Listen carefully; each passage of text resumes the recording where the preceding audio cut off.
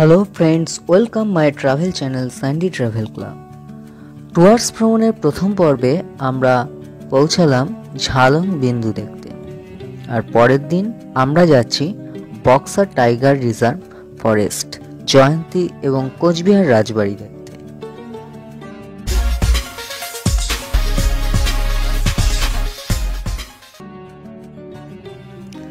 প্রথম দিনের মতো আজকেও মেঘলা আকাশ।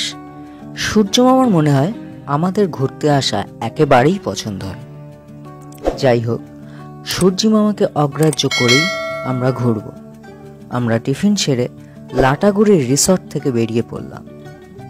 আজ দিনটা ছিল নবমী। আজকের রাত কাটলেই পুজো শেষ, অপেক্ষা আরও 1 বছরের। বক্সার টাইগার রিজার্ভ ফরেস্টের গেটে গিয়ে পারমিট করিয়ে তবেই ঢুকতে হয়। আমরা দলে ছিলাম 9 জন। মাথা পিছু লেগেছিল 120 টাকা। এখানে বলে রাখা দরকার, ইন্ডিয়ান অ্যাডাল্টদের মাথা পিছু 120 টাকা, ফরেনারদের 500 টাকা, 4 হুইলার 400 এবং 2 হুইলার মাত্র 30 রুপিস এন্ট্রি ফি।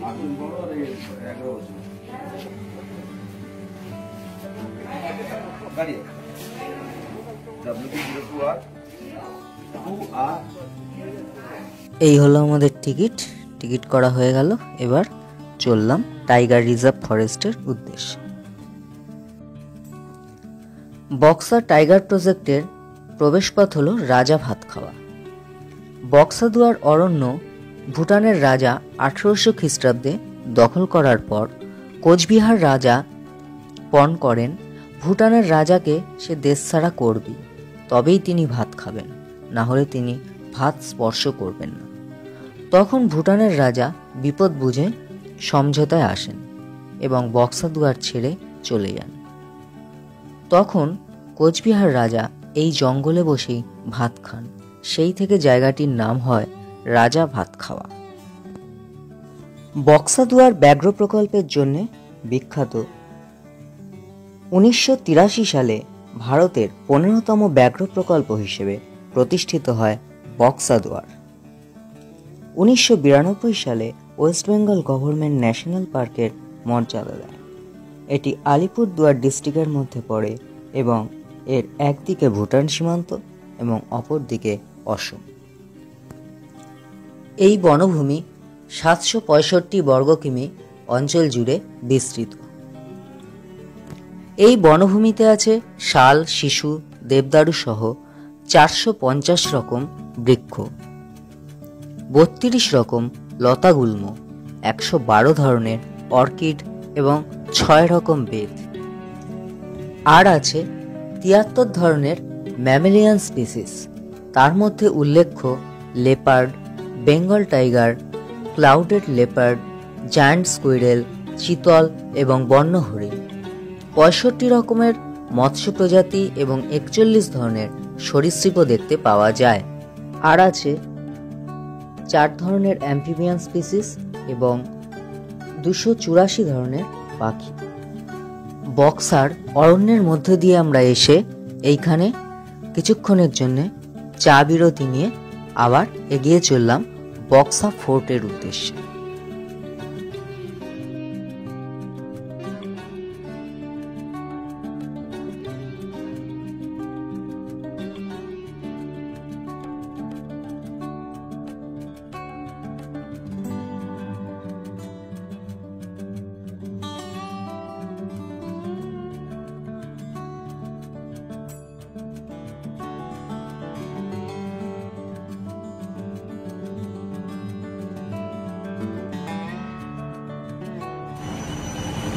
আমরা যখন বক্সার জঙ্গলের মধ্য দিয়ে যাচ্ছিলাম, চারিদিকে ঘন্টার ধ্বনির মতো একটা আওয়াজে চারিদিক মুখরিত হয়ে উঠেছে। ফার্স্ট টাইম সেটা কিসের শব্দ বুঝতেই পারি।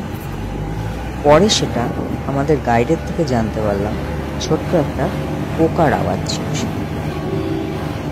এবং এই ধরনের আওয়াজে রাত্রিবেলায় শুনলে যে অপরিচিত লোকের একটা গা ছমছমের ব্যাপার হবে সেটা বলাই যাচ্ছে।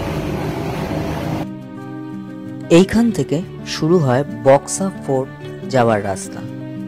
প্রায় 2 কিলোমিটার চড়াই উতরাই পার করে বক্সা ফোর্টে পৌঁছাতে হয় এবং কথিত আছে এই বক্সা ফোর্টেই নেতাজি সুভাষচন্দ্র বহুদিন কারাগারে রুদ্ধ ছিলেন, যদিও এর সত্যতা জানা যায় না।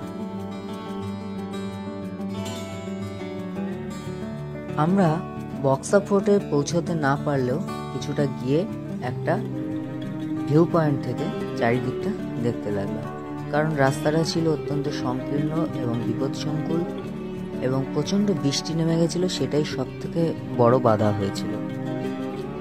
এই বক্সা ফোর্টে নেতাজি সুভাষচন্দ্র কারারুদ্ধ না থাকলেও নেতাজি সুভাষচন্দ্র ছিলেন এটা নিয়ে একটা তর্ক বিতর্ক রয়েছে, কিন্তু তিনি না থাকলেও অনেক বিপ্লবী স্বাধীনতা সংগ্রামী এখানে কারারুদ্ধ ছিলেন, এটা একদমই সত্যি কথা। এবং এই ভিউ পয়েন্ট যেটা বললাম, সেই ভিউ পয়েন্ট থেকে আমরা চারিদিকে গোটা জলদাপাড়া অভয়ারণ্যটা দেখতে পেয়েছিলাম।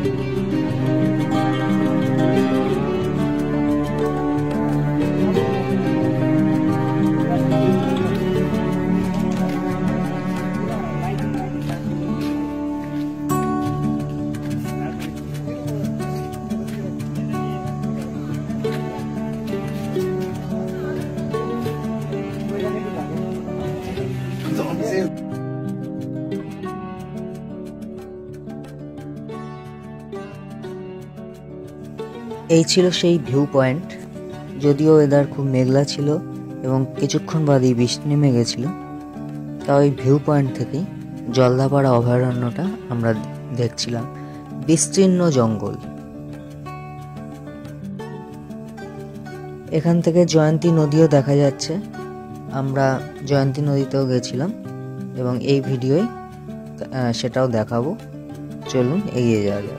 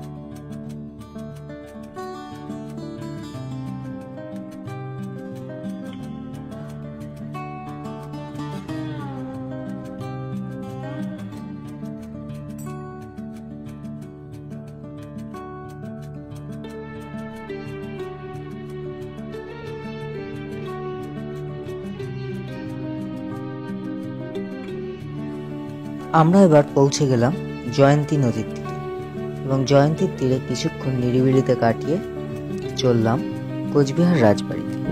এবার আসুন দেখে নেওয়া যাক জয়ন্তীর তীরে কিছুক্ষণ মজা উপভোগ।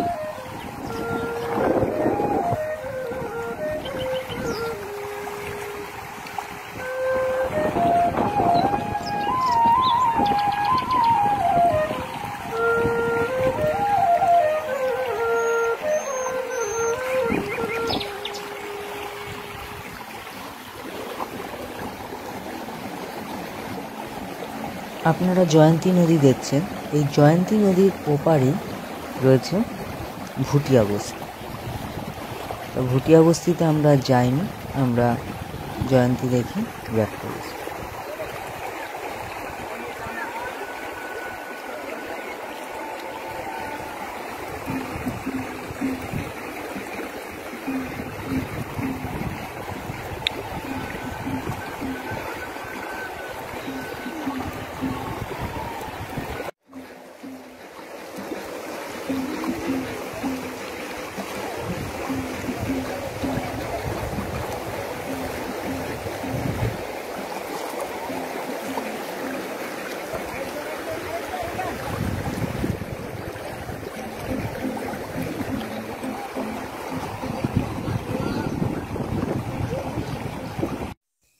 এবার চলে এলাম কোচবিহার রাজবাড়ি।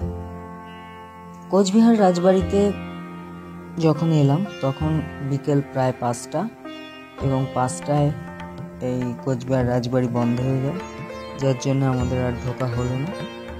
সামনে থেকেই রাজবাড়ি দর্শন করে আমরা চলে এলাম। আর কোচবিহার রাজবাড়ি শুক্রবার সম্পূর্ণ বন্ধ থাকে, ফ্রাইডে টোটালি ক্লোজড, এবং অন্যদিন 5টায় বন্ধ হয়।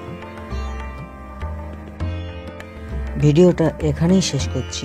যদি ভিডিওটা ভালো লেগে থাকে তাহলে অবশ্যই লাইক, কমেন্ট এবং শেয়ার করবেন।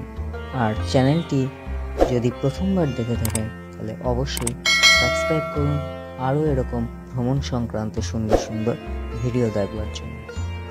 ধন্যবাদ।